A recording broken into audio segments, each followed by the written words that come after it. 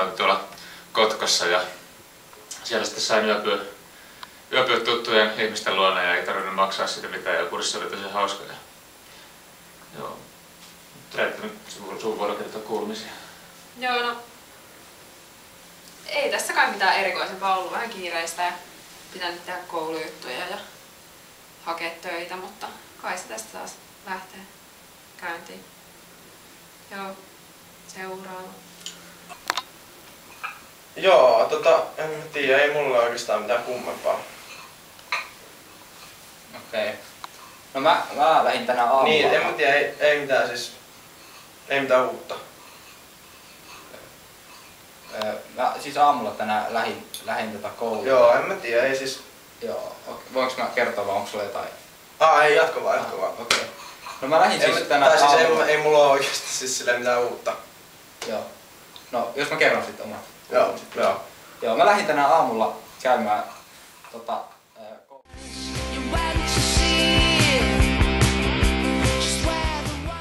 lauletaanko tähän pari biisiä ja voi lyhyesti tässä hiljentyä.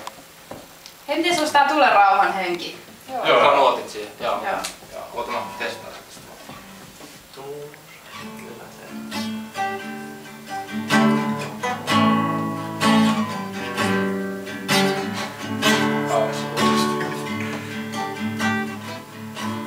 Joo, kato vielä toplantista, että se tulee.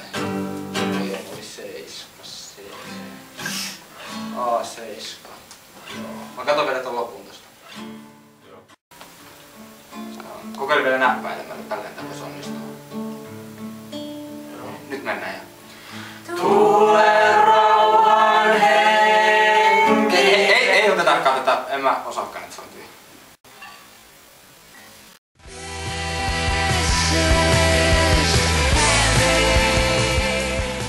Hei, luetaan Raamattua tähän vähäksi aikaa ja keskustellaan sitten tästä, mitä tulee mieleen. Onko kenelläkään Raamattuja mukana? Ei kyllä. Ei oo.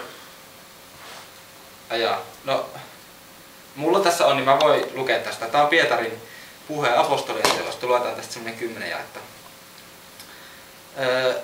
Jakeesta 14. Silloin Pietari astui esiin ja muut 11 hänen kanssaan. Hän alkoi puhua kuuluvalla äänellä. Kuulkaa minua, juutalaiset, te kaikki, jotka asutte Jerusalemissa. Tietäkää tämä.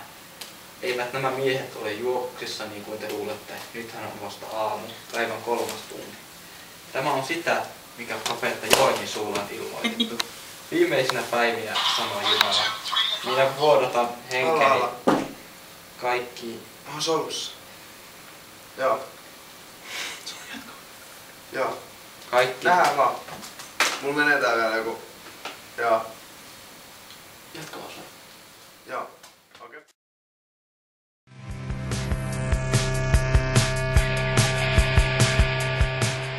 No nyt olisi tullut varmaan aika katsella vähän niitä rukousaiheita. Joo, mä haluaisin koiran. Niin oliko sulla jotenkin silleen, että sun kämppissä ei halunnut ja sitten sitä mietitte, että mitä te teette? Joo. Just näin. Joo.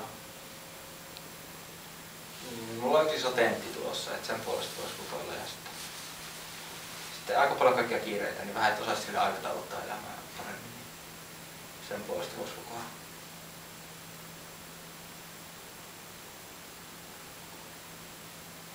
Onks Mikko sulla jotain? Ei mulla oikeastaan mitään. Okei. No mulla olisi semmonen rukousaihe, että mä alas Lappiin nyt joulun jälkeen, että se voisi se reissu mennä hyvin. Joo. Oliko siinä kaikki? No jos voitais vielä sit rukoilla niinku meidän työyhteisön puolesta. Joo, muuta. Joo. Okei, hiljennytään sitten. Hei, mulla olisi vielä yksi juttu. Mun kämpissä haluaisi koiran, niin jos vois rukoilla, että me ei otettais sitä koiraa. Niin, no mutta ruvetaan nyt sitten. Oi Herra, tässä tosiaan hiljennytään sun edessä. Hei, vielä yksi juttu. Kun mä leivon huomenna noita tuulihattuja, niin jos vois rukoilla sen puolesta, että se säilyisi se koostumus niissä hyvillä, kun ne lässähtää jotenkin niin kauhean helposti. Aivan. Rukoillaan sen puolesta. Rukoillaan. Ei vissiin kellään enää ollut muita aiheita, että käydään rukoukseen.